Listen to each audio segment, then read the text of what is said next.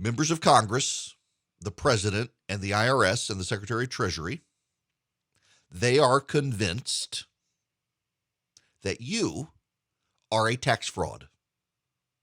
If you use Venmo, if you use the Cash App, if you're trading small dollars and you're working mostly in cash, they are convinced you're cheating on your taxes. So what they have decided to do is to make the banks stop and frisk you on behalf of the federal government.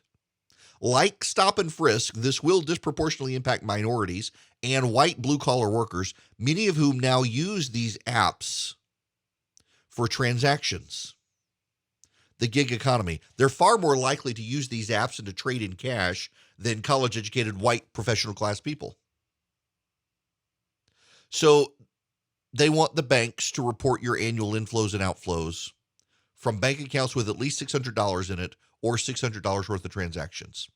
Venmo, Cash App, Apple Pay, Google Pay, all the other pay services will be involved as well. They will have to do the reporting. The banks are opposed to it. They say it'll drive up their costs too much. Community banks are opposed. Credit unions are opposed. The apps are opposed. They're all opposed, and the Democrats thus far don't care. According to Nancy Pelosi, this is her quote, "Yes, there are concerns some people have, but if people are breaking the law and not paying their taxes, one way to track them is through this banking measure." The Democrats do not trust the American people, to be honest. They think you're all cheating on your taxes, and they want to find you. Now, how will this work in practice? Well, banks will do an inflow-outflow report to the IRS. The IRS keeps all the W-2s and 1099s. They keep it on the computer. It's done digitally. So you do the 1099s, you do the W-2s, and you can find a percentage. And are you inflowing and outflowing way more money percentage-wise than what the IRS has as your income? If you are, you get an audit. And that's what this is about, making the IRS's job easier to come find the tax cheats. It's an invasion of everyone's privacy so that the IRS can do a better job of targeting potential tax cheats. But here's the issue, ultimately. The Democrats said in their reconciliation package and in their infrastructure plan, people who pay less than or make less than $400,000 a year will not be impacted.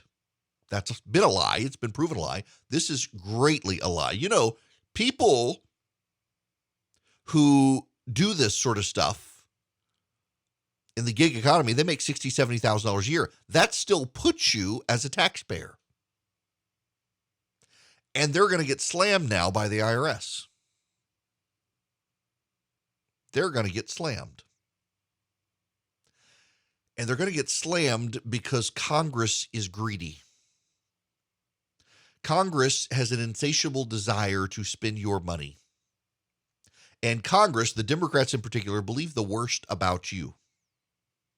Therefore, they want the IRS to come after you. Therefore, they need your banks and your Venmo apps to report on you. Y'all, you need to know that a lot of the Democrats now are upset about it.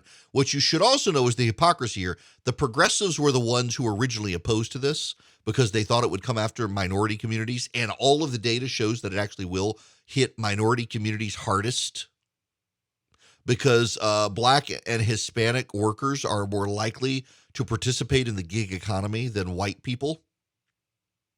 So it will hit them hardest. So progressives were opposed. Progressives have now suddenly decided they're A-okay with it. Why? Because they want the money. They want the money.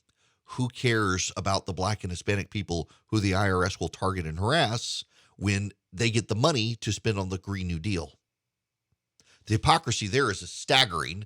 But really what you need to know here, the bottom line is that this provision, Nancy Pelosi is saying they're thinking it's going to come back. It's not in right now. They're thinking of putting it back in.